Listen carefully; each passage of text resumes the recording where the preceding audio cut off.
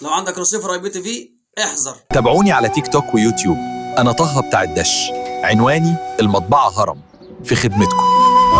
هقول لك النهارده معلومتين او ثلاثه في غايه الاهميه، وهحل لك ان شاء الله الحوار ده.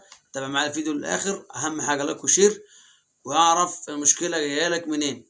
عندنا دلوقتي مشكله التحديث الاونلاين في الرسيفرات الاي بي تي في كلها دلوقتي يا جماعه. فانا اقول لك ان شاء الله الرحمن في الخلاصه وفي العجاله. هوفر لك معاناه كبيره جدا بدون تلف عليها وتروح لفنيين كتيره، وممكن الرسيفر يكون رايح ساعتها باظ منك او خلاص مبقاش دي شحن فلاشه. هقول لك المعلومات دلوقتي قيمه جدا، تابع معايا. الريسيفر الاي بي تي في يا جماعه في مشاكل كتيره جدا دلوقتي بتحصل في الاونلاين بتاعه. الاونلاين ايه ده يا طه؟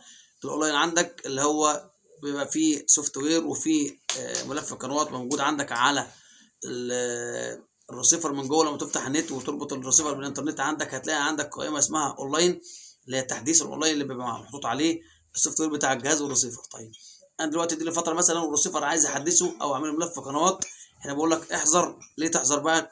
لان عندك دلوقتي مشكله كبيره جدا ممكن تقع فيها.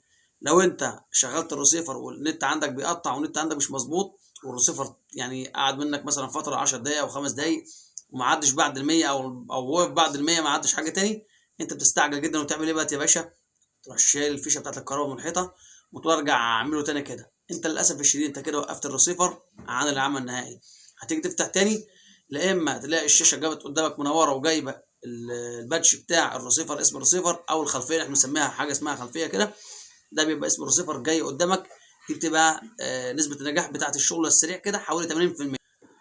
فانا بقول لك هتجيب ملف السوفت وير بتاع الجهاز بنفس الفرجن بتاعه، تكتبه بالانجليزي كده روم، وتروح حاطه في الفلاشه، وتحط الفلاشه في الريسيفر وتشيل الكهرباء وتحط الكهرباء. وانت بتشغل الكهرباء تدوس منيو متقاطع كده كتير مرتين ثلاثه، هتلاقيه ابتدى يعد معاك. تسيبه يعد مره والثانيه ان شاء الله الرحمن يفتح الجهاز معاك يشتغل معاك 10 على 10.